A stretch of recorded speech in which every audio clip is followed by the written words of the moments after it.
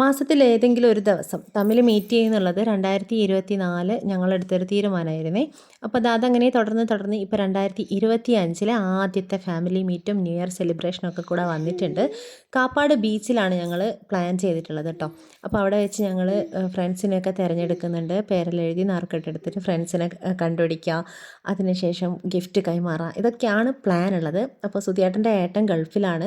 മൂപ്പര് ഫുള്ള് ആ ഒരു പരിപാടി മൊത്തം ഞങ്ങളുടെ കൂടെ വീഡിയോ കോളിൽ പങ്കെടുത്തിട്ടുണ്ടായിരുന്നു കേട്ടോ. അപ്പോൾ അതാ ഓരോ ആൾക്കാരായിട്ട് ഇങ്ങനെ നറുക്കെല്ലാം എടുത്തിട്ടുണ്ട്. ഇതിപ്പോൾ എല്ലായിടത്തും സ്വാഭാവികമായിട്ട് എല്ലാവരും ചെയ്യുന്നൊരു പരിപാടിയാണ്. പക്ഷെ നമുക്ക് പിന്നെയും ചെയ്യുമ്പോൾ ഒന്നുമില്ലെങ്കിൽ ഗിഫ്റ്റ് കിട്ടുമല്ലോ. അങ്ങനെ എനിക്ക് കിട്ടിയത് ഏട്ടത്തി അമ്മേനെയാണ് കേട്ടോ. അപ്പോൾ ഓരോ ആൾക്കാർക്കും ആരൊക്കെയാണ് കിട്ടിയെന്നുള്ളത് കാണിച്ചു തരാം. വാ.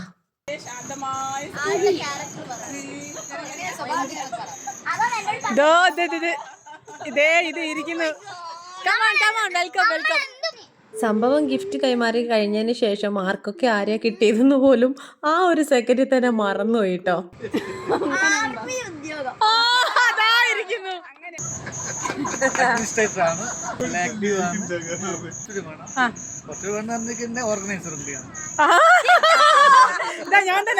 ഞാൻ തന്നെ എനിക്ക് കിട്ടിയ ആള് ഭയങ്കര VIP ആണ്.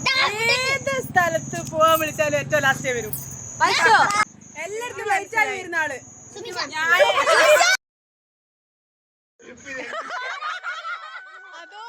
ഓൺലൈനായിട്ട് ഈ ഒരു പരിപാടി മൊത്തം ഞങ്ങളുടെ കൂടെ സുധിയേട്ടൻ്റെ ഏട്ടനാണ് കേട്ടോ ഈ കാണുന്നത്. മൂപ്പരും പങ്കെടുത്തിട്ടുണ്ടായിരുന്നു. ഏട്ടനെ കിട്ടിയത് എൻ്റെ ഏട്ടൻ തന്നെയാണ്.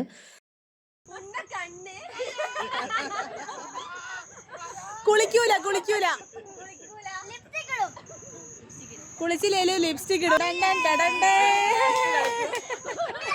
അതിൻ്റെ കൂട്ടത്തിൽ നമുക്ക് കേക്ക് കട്ട് ചെയ്യണമെന്നൊരു ആശയമുണ്ടായിരുന്നു. പക്ഷേ ന്യൂ ഇയറിൻ്റെ ബൾക്ക് ഓർഡർ കാരണം നല്ല ടയേർഡായിരുന്നേ. അതുകൊണ്ട് തന്നെ പുറത്തുനിന്ന് വാങ്ങിക്കാമെന്നുള്ളൊരു അഭിപ്രായം പറഞ്ഞ സമയത്ത് എല്ലാവരും പറഞ്ഞു, അയ്യോ ജിത്തുവിൻ്റെ കേക്ക് കഴിച്ചതിന് ശേഷം പുറത്തുള്ള കേക്കൊന്നും നമുക്ക് കഴിക്കാൻ തോന്നുന്നില്ല. ഷെടാ, ഞാൻ അങ്ങോട്ട് ഫ്ലാറ്റായി. പിന്നെ ഒന്നും നോക്കിയില്ല, അപ്പം തന്നെ തട്ടിക്കൂട്ടി ഒരു മണിക്കൂറിലൊരു കേക്ക് സെറ്റാക്കി. പക്ഷേ ഫ്രിഡ്ജിൽ സെറ്റ് ചെയ്യാനുള്ള ഒരു ടൈം പോലും ഇല്ലാണ്ട് നമ്മളൊരു 4-5 മണിക്ക് വീട്ടിൽ നിന്ന് ഇറങ്ങിയിട്ട് 9 മണി വരെ ഇത് കാറിലിരുന്ന് ആ ചൂടിലിരിക്കുകയാണ് കേട്ടോ. അങ്ങനെ സിറപ്പൊക്കെ ഒലിച്ചു പോയി. പക്ഷേ കേക്ക് ടേസ്റ്റ് ഉണ്ടോ എന്ന് ചോദിച്ചാൽ നിങ്ങൾക്ക് ഇതാ ഇപ്പം കാണാം കേട്ടോ ആ ഒരു കേക്കിൻ്റെ അവസ്ഥ എന്തായിരുന്നു എന്ന്. എന്താണേലും പരിപാടി സംഭവം കളറായിട്ടുണ്ട്.